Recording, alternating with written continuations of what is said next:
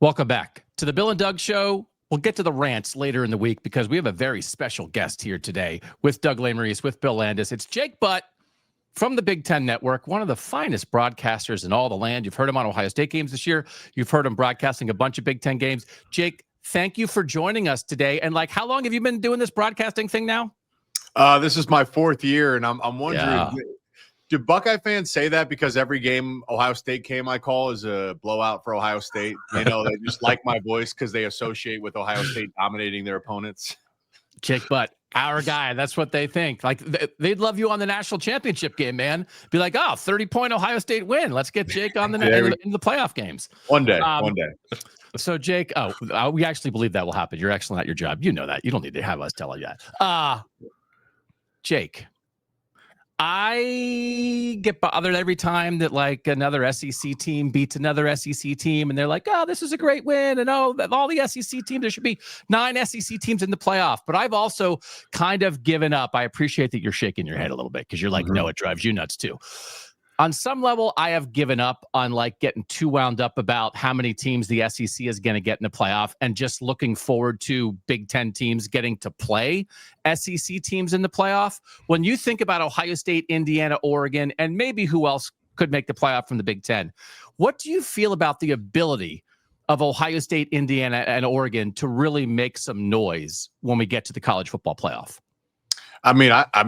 Ohio State would be my pick to win the national title right now. I think they're clearly the best team, and Indiana is right there. I mean, Indiana just doesn't have the history at this point for anyone to feel confident that they're going to make some serious noise. But they have the talent. They have a coach with winning history, maybe not at this level. Little beat up right now, but so is everybody. Health is always a big factor. And just to dunk on the SEC, I would say they're a good conference. This is the thing. I wish we could just say, man, they're a good conference. But I heard Joey Galloway compared the Big Ten to the ACC the other week. He said the Big Ten's closer to the ACC than the SEC. It's comments like that where I'm just like, what are we doing here? The last 2 national champions are Big Ten teams. And I'd even say this. Isn't it ironic that, back in my day, there was NIL going around before NIL was going around. I went to camps and I saw the recruiting pitches there, and it had nothing to do with audibly spoken words. It had duffel bags of cash. Okay. And now that the rules are equal for everybody, the talent is dispersed, and look who's dominating college football. So I should give up, but I'm still too emotionally invested in it. And I would love to see another Big Ten team. I don't care who it is, win another national title and make it 5 years, a decade before we have to see an SEC team win a title. Billy's making me get my sword out. Jake, you got me fired up. That's the kind of talk, because that's not the talk on all the national shows, and we just deal with reality here. Jake Butt, Bill, is just spitting hot fire. He's speaking the truth, Billy, not making stuff up. No, I think we all watch the sport. We know. I think we all have the 3 of us anyway, have a pretty good handle of who the top teams in the sport are. I know I will not be entirely dismissive of this. Jake, do you think there's anybody in the SEC who is a national title contender? You gotta have one, right? 1 or 2. Georgia's playing. I mean, Georgia's a national title contender for sure. I mean, A&M undefeated. Any of those teams is capable. This is my whole thing about it. The teams are capable. SEC has talent. It's my main issue is how the meat of the conference gets discussed and how the bottom of each conference gets discussed. When Indiana squeaks by Penn State. Let's not forget, even a lot of SEC pundits picked Penn State to go to the national title because of the talent on their roster. But when any SEC team struggles with Florida, that's a good win because Florida has talent. Remember, I hate illogical arguments, and it's so illogical. You want to come on every week, Jake? Come on every week, Jake. I don't think my heart could handle it, honestly. My heart rate increased already just from talking about this. You're singing our song. I will say, look at it, national title odds. Ohio State and Indiana, by the betting public, the clear favorites. Ohio State plus 185, Indiana 5-1. Then a big group of teams between 8-1 and 17-1. I do think, and when Oregon's playing its best, Jake, when Oregon's doing its thing, do you think Oregon is a national title contender, or are they a step short of that? I do think they are, and I just believe from talking to Dan Lanning, like I don't know when it's going to happen, but it's going to happen with him as a head coach. He's just that kind of leader. My only concern right now is they're just so beat up, and we don't know how many of these injuries. Like you're going to need a wide receiver 1 and a wide receiver 2. That win at Iowa was so impressive because DeCorian Moore injured, Kenyon Sadiq, Mackey Award finalist, injured, Gary Bryant injured, Evan Stewart, their wide receiver 1 of the offseason, injured, Alex Harkey, like they are really, really beat up. And I love their offensive line, their ability to run the ball, but you need to be a complete team to win the title. That's just a truth for anybody.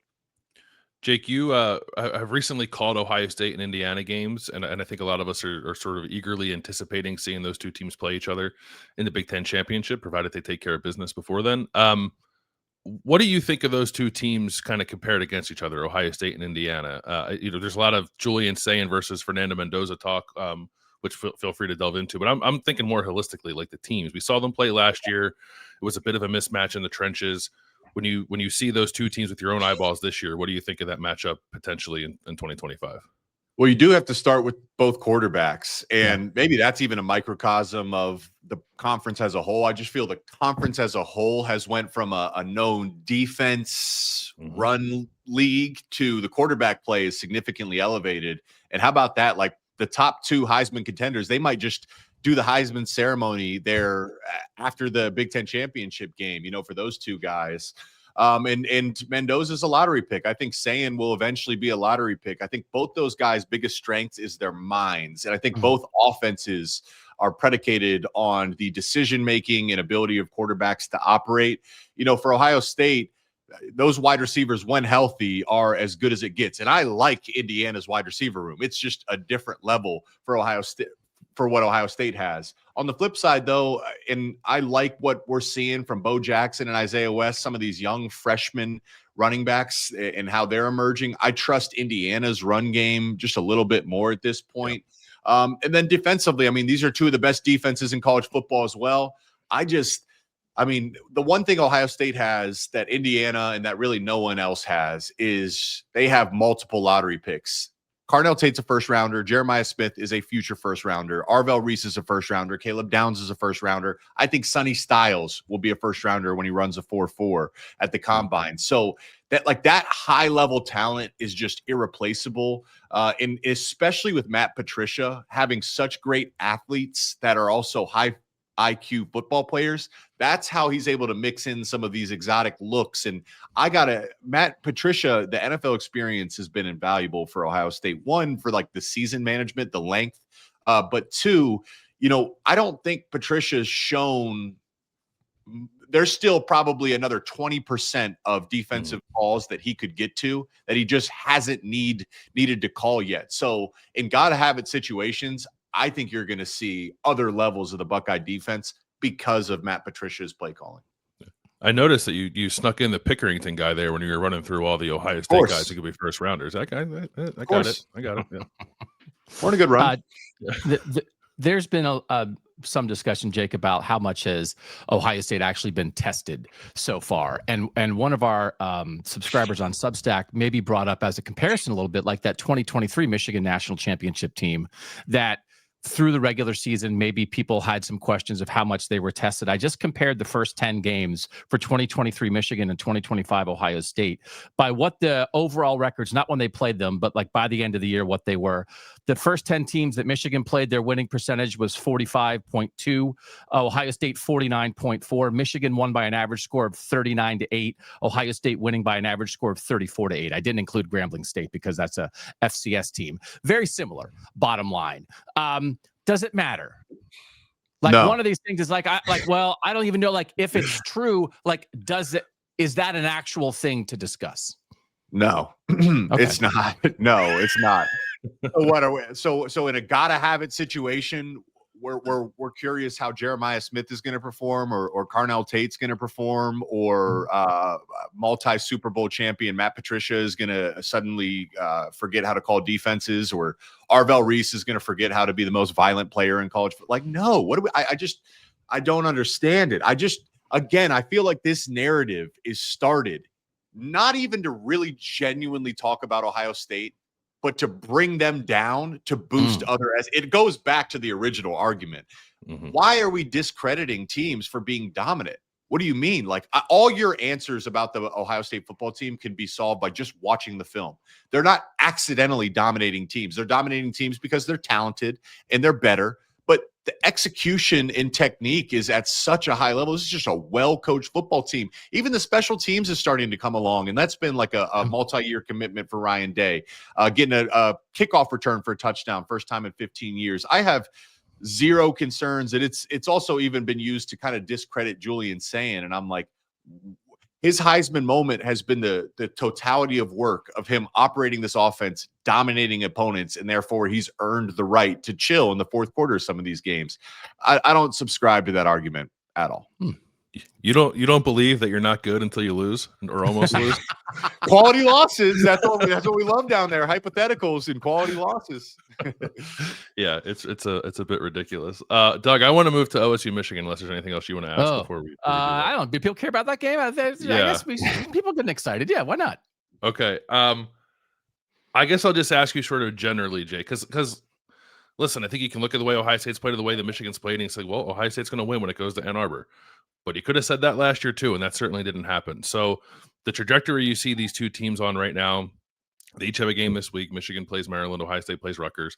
What do you make of this matchup 2 weeks out? Like, where do you see advantages? Where do you see a potential chance for Michigan to beat a team that is no doubt going to be an underdog against? Well, I mean, we all see both of these teams right now. I mean, the advantages for Ohio State is just they got a quarterback that's playing well beyond his years with as deep of a wide receiver room as you'll find. I think Max Clare still has levels to be unlocked that we haven't seen yet. He hasn't had that like breakout game yet, and he's capable. Ohio State's defense is sound across the board. But, Michigan, I feel like Michigan has kind of built their program to beat specifically Ohio State. Like if you're playing Ohio State, you don't want to go toe-to-toe and try to outscore them with the offensive weapons. You want to be able to run the ball, control the clock, shorten the game, and then play good defense and try to force turnovers. And that's going to be Michigan's exact formula as it was last year. I think the big concern for Michigan right now, I mean, number one, I'll just say this is, last year, one of the big reasons Michigan won and Ohio State lost was special teams. Michigan's kicker, Zavada, is just lights out. And Ohio State's kicker, misses some key kicks on top of the turnovers. Right now, Michigan's special teams is a major issue. It's not even a net even. It is problematic, and it is an issue. I don't see how Michigan can win this game if special teams is an issue against Ohio State. It needs to be a net positive. And then the flip side is Bryce Underwood is a freshman. So Julian Sanders a redshirt freshman. Underwood's a freshman. It's been a very volatile year for him. Like you see clearly how talented he can be at times, and then you see some just freshman mistakes where you're like, I don't know where did that come from? I think the big benefit for him, though, is you look at his home and road splits. He's been much better at home. Obviously, right, that always plays a factor. But the fact that this one is in Ann Arbor certainly gives Michigan a boost. But who the heck knows in this game? Seriously, one thing I do believe, I think the national title vindicated Ryan Day mentally. He's taken another step as a leader and a coach. I don't see Ohio State losing this game. And last year in Columbus was as much about Ohio State losing it as it was Michigan winning it. I don't see Ohio State losing this game. So Michigan's going to really have to, play their best game. When you're breaking down games, Jake, and getting ready for games that you're going to call, when you're trying to figure out what's going to happen, how much of your analysis is ball, is matchups, is the talent of the players, and then how much do you account for the intangibles, the emotional effect, the waves of momentum during a season, that kind of thing?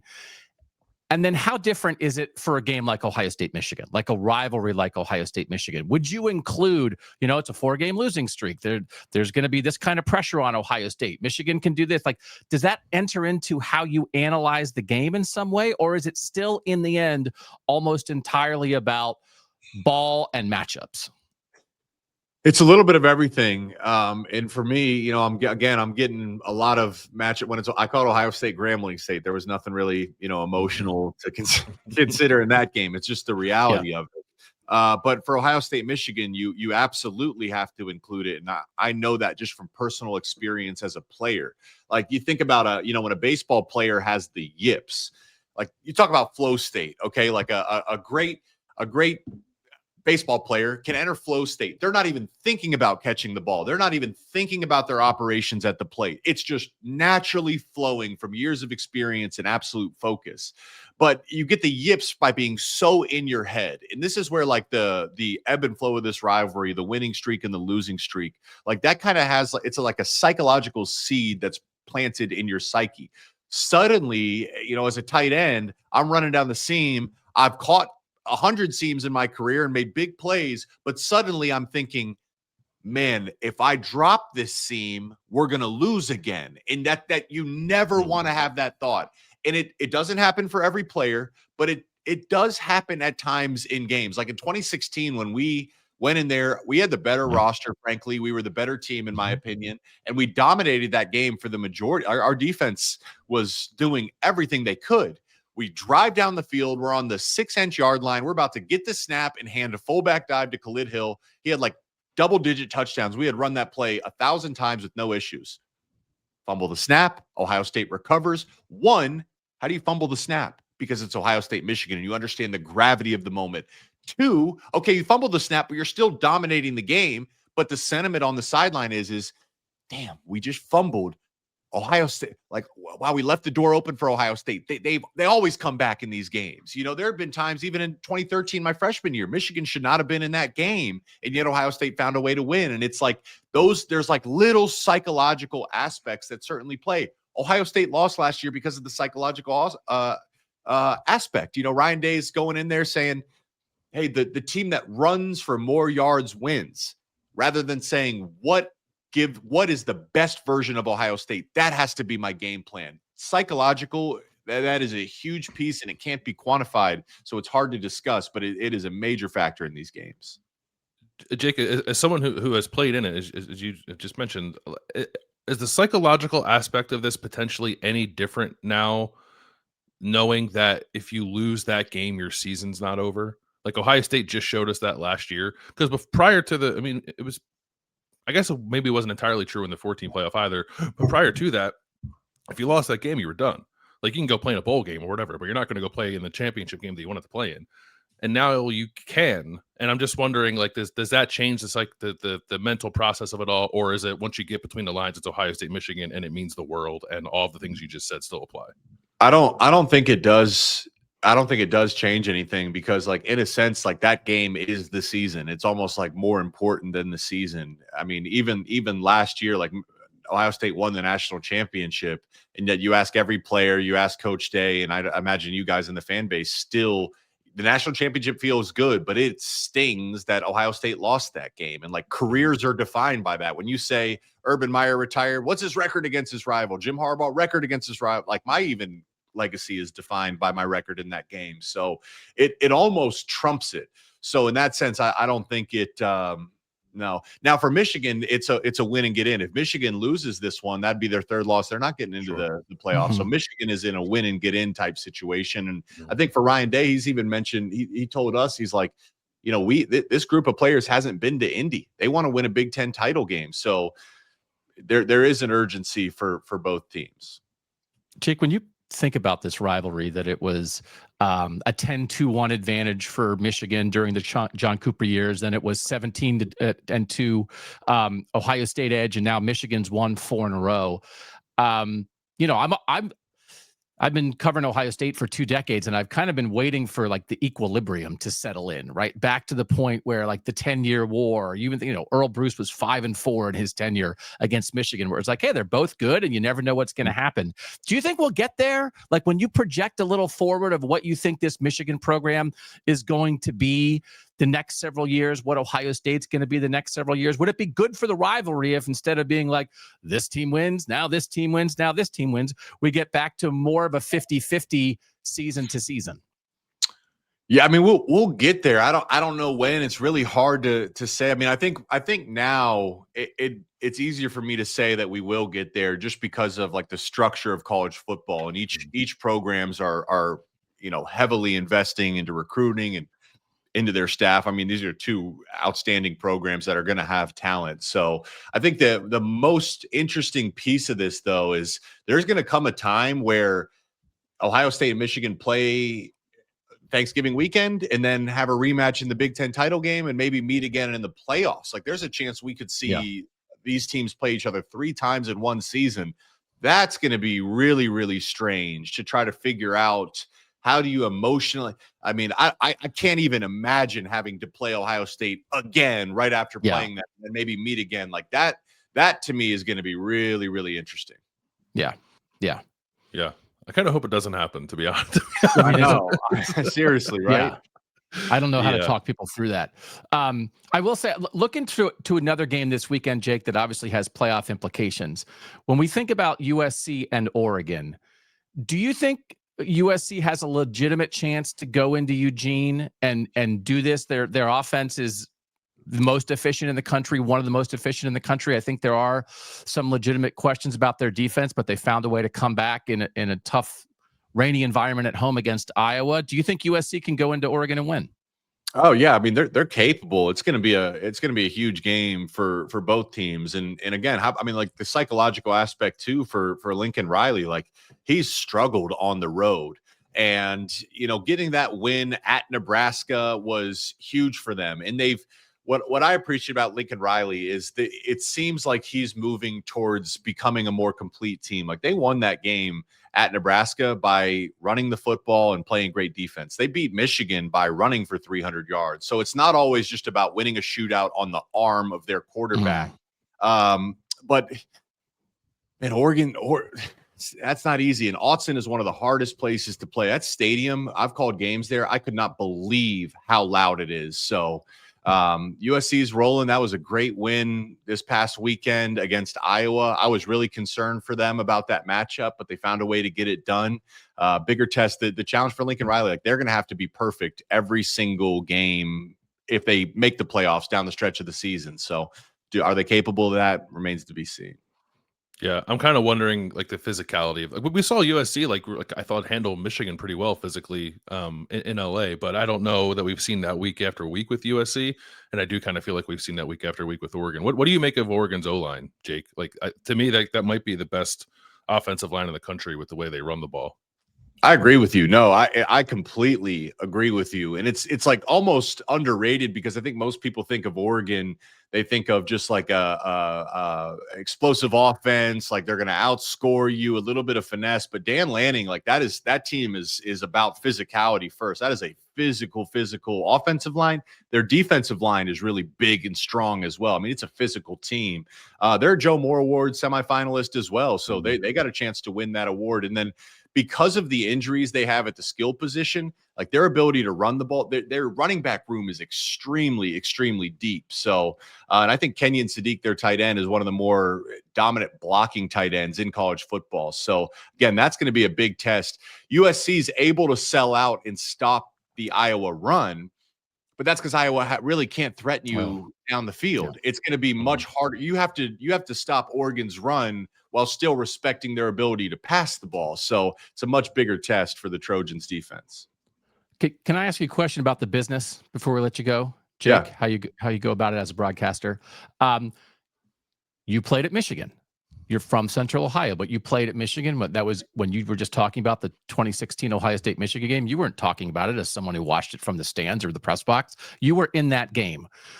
As a broadcaster, how did you make the decision? How do you want to go about discussing your alma mater, the team that you played for?